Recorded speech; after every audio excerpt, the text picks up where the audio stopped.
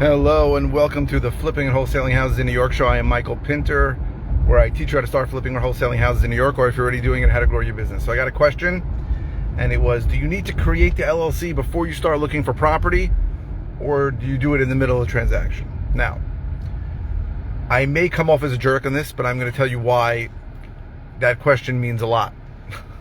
Now, there are no bad questions, so I'm doing a video on it, obviously. It's a question, I get similar questions to that all the time. So I will get similar questions. Do I create the LLC first? Do I build a buyer's list first? Do I get an attorney first? Do I get my financing in order first? Do I get my business cards first? Do I get a logo first? And the answer to all those things is no. You don't do any of that first. All those things are simply serving as a psychological tool to not do the hard stuff, right? You're going to do the easy things to avoid doing the hard things. Now, I am guilty of this all the time, so I am not, by far, not saying that whoever asked this question is asking a bad question. But you've got to understand the psychology behind it is that you are trying to do something simple, right? Because I've done videos on creating an LLC, and it takes 5 minutes. If you never did it, maybe 10 minutes. If you watch my videos, it'll take you 4 minutes. And cost $200. It's nothing. So the answer is, you don't do anything when you start besides learning from, and preferably from somebody who operates in New York, and there's only a couple of people doing that.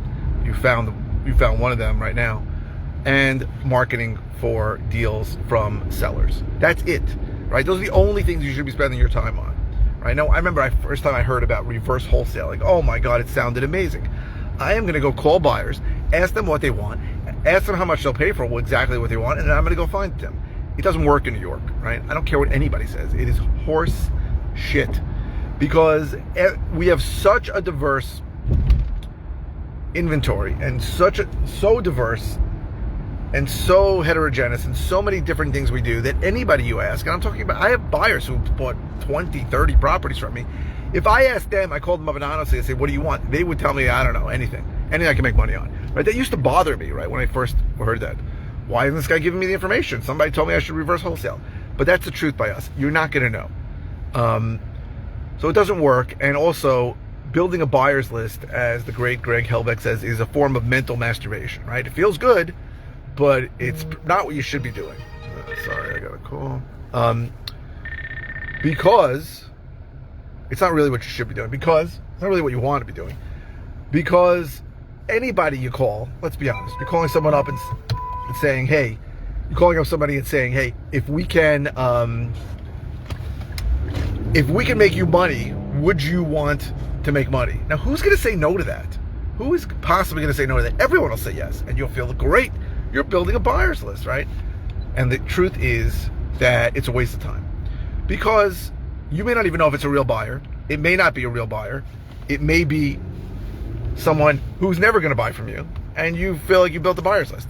So what you should be doing is talking to sellers. Now, talking to sellers is hard, right? Talking to buyers is easy. Buyers are going to say, sure, send me your deals. I love it. Even if there's someone who'll never buy a deal. Seller is going to tell you to drop dead. Seller's going to tell you, stop bothering me. Seller's going to tell you, die in a fire. Seller's going to tell you, jump in a pool of piranhas. And that's not easy. That's rejection, right? And even for people who, right? I was a stockbroker a long time ago. It was back in '93 when I got married. And you would see people spending all day doing anything but getting on the phone, right? Taking 4-hour lunch, talking to people, bullshitting, doing all these things. And it's always the same spot, Peninsula Boulevard by Hempstead Lake Park in Rockville Center. It's always a dead spot. It's my fault. So you'd see people doing anything to not get on the phone and have people tell them to stop calling them. And I'm getting a lot of texts. I apologize. That is simple call reluctance. And all the things people do, other than marketing to sellers for discounted deals, all the things that we mentioned before, including should I get an LLC first, are all designed to feel like you're doing something because it's easy instead of doing what you should be doing, which is hard. And it's hard. I'm not saying it's not hard. It is not simple, right? The gurus online tell you, oh, I started wholesaling a week ago. I bought a list for $1 and I skip traced it for 10 cents. and I have a check for $124,000. That's just not how it works, right? I'm not saying it never happens that way, but it's probably not going to work that way for you.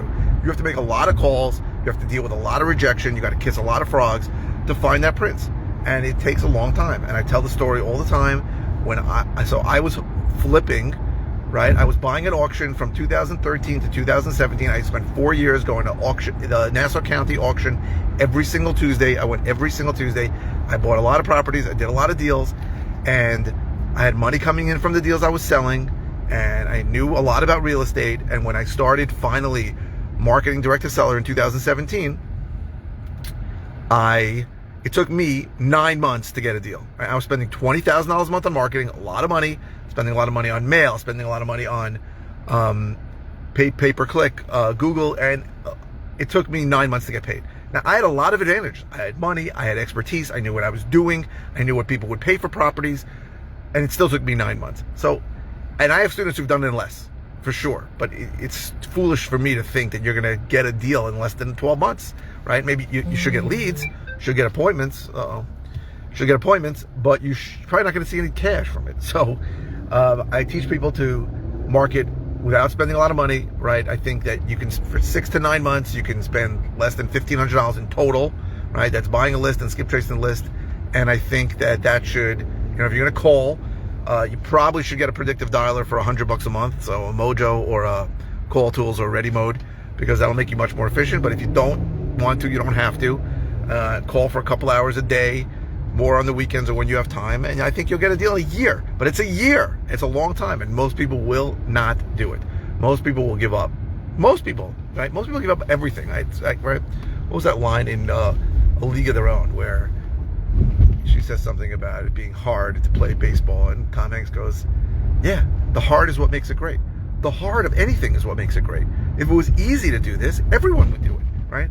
I wouldn't be on the phone with you, because I wouldn't be broadcasting to you, because everybody would do it and there'd be no room for me. It's hard. But what we do is we try and push off what we know is going to be difficult, and do stuff that we think is going to be easier in advance. And I would say that, so that question, it's not a bad question. I've asked these questions before. Everybody wants the easy button.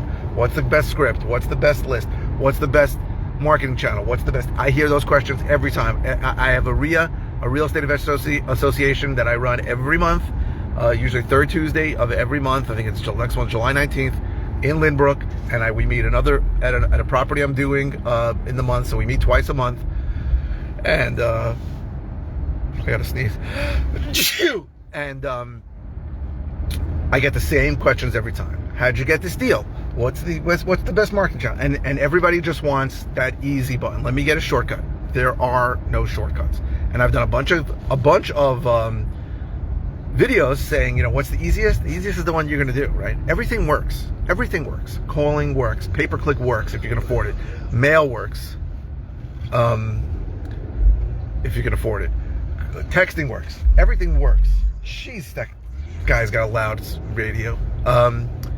Everything works, but most people won't stick with it because it's not easy, and people make assumptions based on the last 2 people they called. So if they call, I've heard this 1,000 times. Somebody will call a list, and 10 people will tell them, I want to sell, but I want full price. And then they'll say, everybody wants full price, it's a waste of time. Or they'll speak to 5 people who will tell them, drop dead, I'm not selling. They'll say, oh, the list is bad, the skip tracing is bad. Everything works if you stick with it. If you're consistent and persistent, everything works. Everything, as stupid as that sounds, everything works. I can't tell you what works better, because what works better for me may not work as good for you. And what works better for somebody in Topeka, Kansas may not work as good for you in Nassau County, New York. And there is no easy button. You have to pick something and stick with it. And unfortunately, in our area, because of the amount of time it takes to get a deal, it takes you a while to figure out if maybe you do have a bad list. Jeez Louise. Maybe you do have, maybe you're bad on the phone. There's all kinds of things it could be. So I hope this was helpful. The answer is you can order the LLC whenever the hell you want. It doesn't matter. Just like most of the things that you feel like you need to do in advance, you don't need to do them. What you need to do is learn. So learn from somebody like me, and and call and speak to sellers and try and see if they want to sell, right? Speak to people who are likely to sell for whatever reason. Maybe they own it for a long time. Maybe they are old. Maybe they've exhibited some distress, and just ask them if they want to sell and put in an offer that's at a deep discount. That's what you got to do. Make offers.